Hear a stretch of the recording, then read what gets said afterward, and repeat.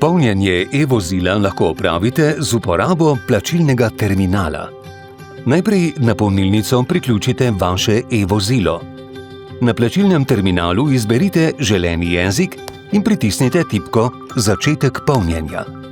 Nato izberite številko polnilnice in črko priključka, ki ga uporabljate.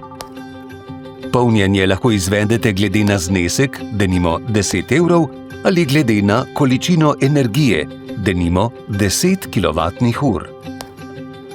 Ko določite želeno količino energije ali znesek, plačilno kartico prislonite na za to označeno mesto in počakate, da se polnjenje začne.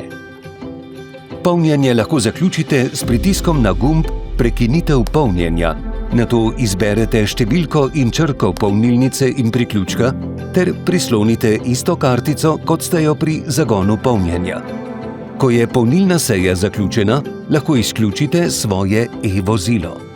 Za pregled računa pritisnite tipko Prikaz računa in skenirajte prikazano QR kodo, ki vas bo vodila na spletno mesto za dostop do računa. Potrebno je vnesti datum vašega polnjenja in zadnje 4 številke plačilne kartice, ki ste jo uporabili.